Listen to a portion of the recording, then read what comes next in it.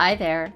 I hope you've been enjoying building your leadership skills through all of these valuable videos in Kiwanis Amplify. And within this strategic thinking module, you've been learning about how to build strategy and how to set goals. And today, we'll be focusing on how to move through decisions. Hi, my name is Michelle Florendo, and I am a decision engineer and executive coach. I studied decision engineering at Stanford University and later got my master's in business administration from UC Berkeley. Over the past 15 years, I've studied how I can help hundreds of professionals use these principles from decision engineering in order to unpack and untangle the messiest decisions they may face in their work and in their lives. And I'm excited to share some of that with you today. No doubt there is a ton that I would love to teach you about decision making because I geek out about this stuff all day long, but I just have a limited amount of time with you today. And so I'll be focusing on what I think are the most critical, fundamental principles for you to know in order to make better decisions. And before we end our video today, I promise I'll let you know how you can learn more. In the video today, we will be covering first and foremost, the three components of any decision. Knowing these three components will help you unpack and untangle the most complex decisions and break them into smaller, more manageable parts. After that, we'll take some time to talk about common misconceptions about what makes a good decision and how knowing the truth about this piece can help you approach decisions with more confidence. After that, I'll round things out by introducing to you a fantastic tool that you can use to organize all the relevant information you may need to sift through in order to arrive at a decision. And from there, we'll wrap things up and you'll be left with some worksheets and case studies that you can use in your decisions going forward.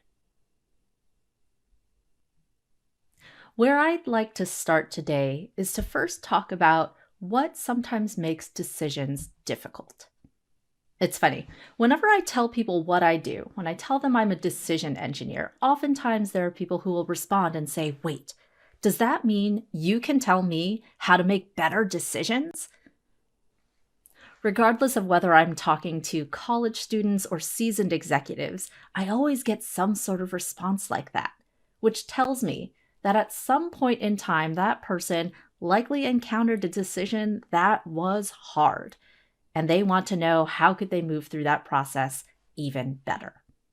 Well, one of the things that I've seen is that decisions are ever present. We make decisions every day, and we live in a time where we have to make more decisions than ever before. The number of options that we have has exploded, and the amount of information that we're expected to process is grown exponentially. But even though decisions are ever present, most people I encounter have never actually been taught a process for moving through decisions. And so it doesn't come as a surprise that I see people who can be overwhelmed in the decision process because there's so much to consider and they don't know how to break things down. That's why one of the first things that I want to teach you is the components of every single decision. Learning this was a game changer for me. In my very first class in decision analysis at Stanford, Professor Ron Howard talked through the three components of every decision, and that's what I want to show you today. Every decision you make, whether it's big or small, will always have three components. The first component of every decision is your objectives. This is what matters to you. What is it that you're trying to see in the outcome? Or what is it that you're trying to optimize on? We start with objectives because it's critically important to be able to articulate what matters, because that is going to influence what course of action you ultimately decide to take. Once you're able to define what your objectives are, the second component of every decision are your options. These are the different courses of action that you can choose among. And when dealing with options, there are a few important things to remember. One, is to remember that you always do have options, even if there are options that are very, let's say, undesirable. They still exist, and it's important to acknowledge that. Because if you're able to identify why they're undesirable, that will point back to what your objectives are. The other thing to keep in mind when it comes to options is to really expand your set of options beyond what may initially be obvious. Too often people will go with just the options that they see in front of them, and they forget that they can think through and generate additional options with a bit of creative thinking. Lastly, when it comes to options, ensure that when it comes time to make a decision, you are considering a reasonable number of options. It's really unwieldy to try to decide among millions of options. So when it comes time for making a decision, after spending some time expanding your option set, it's worth spending some time also narrowing your option set to what can be reasonably considered. After these first two components, objectives and options, then there's a third component, and that's information. This is information on how each of those options can deliver against the objectives you have. And what also falls into this bucket may be the lack of information or what uncertainties exist. These are the three different components of every decision. And you'll find that whenever you're thinking through decision making, often the thoughts, feelings, and questions that arise can be tied back or point back to one of these three components. Now that you've learned about the three different components of every single decision, objectives, options, and information, let's go ahead and put this concept into practice. I want you to bring to your mind a decision that you have to make in the upcoming future. And as you do that, get a piece of paper or the worksheet that comes with this module and grab a pen. We're going to do a bit of brainwriting.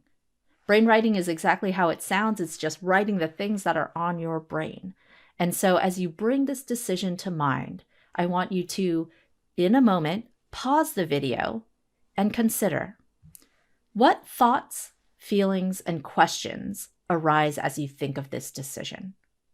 Go ahead and pause the video and take 2 to 3 minutes to write down all of the things that come to mind as you think about this decision. I'll be right here when you're done. Welcome back. I hope you were able to get a lot of different thoughts, feelings, and questions down on the page as you thought about this upcoming decision. Now that you have those things written down, I want you to consider another thing. As you look at your notes, how do you see each of those notes tying back to a component of the decision? Sort through the thoughts that you have there and go ahead and notice, how do these things, these thoughts, feelings, and questions tie back to objectives, options, or information in the decision you have to make? Go ahead and pause the video and take time to reflect on that. Welcome back. Next up, I want to talk about another thing that I've seen make decisions difficult, and that's the fear of making a wrong or a bad decision. Has that ever come up for you? I see it all the time, especially when people are bringing up a decision that they have to make on the horizon. There's all these feelings that come up. And sometimes that feeling is this fear. I don't want to make a bad decision. I don't want to make the wrong decision. Now, when I hear that, I will double click in and ask these people a question. What is it that makes a decision bad? Oftentimes what they'll tell me is, well, if things don't go my way or if things turn out badly. And therein lies a common fallacy that people believe. And it's this misconception that often causes all of that stress and anxiety around making a bad decision. And now I'm going to dispel this myth for you. Now, oftentimes people believe that the quality of a decision and the quality of the outcome are the same. What that means is they believe that, well, if the outcome is bad, the decision was bad. But if the outcome was good, the decision was good. The thing is, that is not actually true. The quality of a decision is separate and distinct from the quality of the outcome. Let me give you an example. I have kids, and sometimes they want to go to the park. And so let's say on a certain day, I look at the weather report and it says that there's just a 15% chance of rain. And so we go ahead, load up the car, put the kids in, and we go off to a regional park. And we're there hiking, and then it rains. Was that a bad decision? Most people that I ask would say, no. The weather report said that it was 15% rain. That's perfectly reasonable to think that it's fine to go to the park. But then it did rain, and there was a bad outcome. And so what this example illustrates is that when we make decisions, the reason why the quality of the outcome is not equal to the quality of the decision is because the outcome is a function of not only our decision, but also often things that are outside of our control. And so it's important when we're making decisions to recognize that there is this piece that is outside of our control. And so we can still make a good decision and have a good outcome or have a bad outcome. I know that can be somewhat unnerving, but this really is the key to being able to move forward in decision making with confidence, even in the face of uncertainty. And so when you are making decisions in the future, I want you to remember this. The quality of the outcome does not define the quality of your decision. And so all you need to focus on is making the best decision you can with the information you have. And what that means is focusing on process instead of being beholden to the outcome. I want to put this idea into practice and give you a chance to think about this. And so go ahead, grab your piece of paper or the worksheet from this module again. And I want you to think about, how will you approach this upcoming decision in a way that you can feel good about your decision, regardless of what the outcome may be? What is it that you will do in the process so that by the end of completing that process, you can feel good, even if you cannot control what the outcome might become? Go ahead and pause the video and write down a few thoughts that come to mind with respect to this question. All right, welcome back. I hope you were able to jot down a few good thoughts, because when you get into that space of feeling anxious and worried about making a bad decision, I want you to come back to what you wrote and focus on, well, what are the things that you can commit to doing in the process so that you can feel good about the decision and let go of the piece that you can't control. To recap, we've covered the 3 components that come up in every single decision you make, big or small. And we've also talked about how the quality of a decision is separate and distinct from the quality of the outcome. And so it's important to focus on process rather than outcomes that you may or may not be able to control. Now, one of the things that people often ask me is, well, Michelle, what is your number 1 tip for making good decisions with less stress and more clarity? And it's this. My number 1 tip is to get everything down on paper where you can see it and process it. Now, because that's my number 1 tip, I want to also provide you with a tool that you can use to execute against this tip. Now, when I talk to people, I find that usually the tool that they use for moving through decisions is a pro-con list, or making a list of all of the good things about a decision and all of the bad things about a decision. Now, if you do that, that's great. I am glad that you are already putting your thoughts down onto paper. However, there are a lot of different limitations to the pro-con list. 1, it doesn't really define what makes something a pro versus a con. 2nd, it usually tends to be limited for binary decisions, do I or don't I, and doesn't allow for a wider range of options. and there are other limitations in place. And so what I want to leave you with today is a better tool. I want you to upgrade your tool for decision making. And so I want to teach you how to construct a decision matrix. A decision matrix is going to allow you to organize those three different components of your decision: your objectives, your options, and the information you have. So let me go ahead and show you how to construct a decision matrix. Go ahead and grab a piece of paper or the worksheet that comes with this module. In order to construct a decision matrix, you'll start with creating rows that run across the page. You'll want one row for every single objective you've articulated. After you have your rows on the page, then create columns. Create one column for each of the options you have in serious consideration at this point in time. Now you have your matrix, and it becomes time to fill things in with information. In each of those cells, you're going to put information or some sort of indicator of how well that option delivers against that particular objective. And so that is the basic structure of a decision matrix. Now, at this point in time, I want to give you an extra tip. When you're filling out your decision matrix and filling in each one of those cells with an indicator of the information you have, my suggestion to you would be to go with a visual indicator rather than a numerical indicator. When I see people use numbers to rate the degree to which that option fulfills the objective, sometimes it leads to a false sense of precision. So I'd recommend that you use a visual indicator, whether it's a color scale or symbols or even Harvey balls, which I talk about more in the supplemental worksheet. Let's put this idea into practice. At this point in time, I want you to pause the video and grab your piece of paper or the worksheet that comes with this module. And again, bring that decision that you have on the horizon into your mind. Construct a decision matrix for this upcoming decision.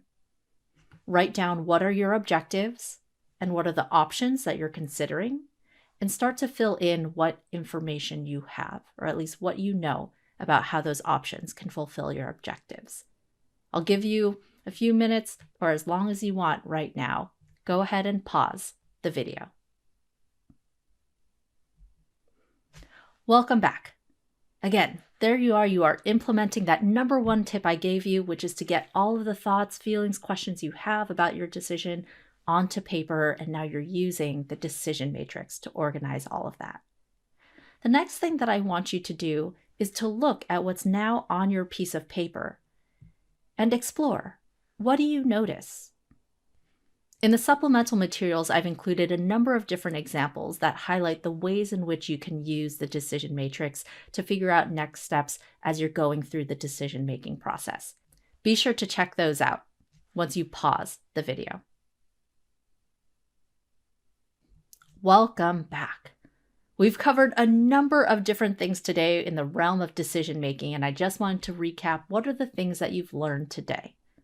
So you have learned the three components of any decision and how you can use those fundamental components to break any messy, complex decision into smaller, more manageable parts. You also learned the truth about what makes for a good decision and spent a little bit of time defining for yourself what does the process need to look like so that you can feel good about this decision regardless of what the outcome is. And lastly, you learned how to construct a decision matrix so that you can organize all of these different components and information you have on the decision that you're sorting through. That brings me to the end of this module, but like I said at the beginning, there is so much more that I would love to teach you about decision making, and so I promise to let you know where you can find out more. Kiwanis will give you more information about where you can find me on the internet, where I have a number of free resources and even opportunities for you to ask me specific questions you have about decision making. And so the last thought that I want to leave you with today is this: life is the sum of the decisions we make, and you always have a choice, so you might as well take it. Thanks for sticking with me, and I hope you enjoy the rest of Kiwanis Amplify.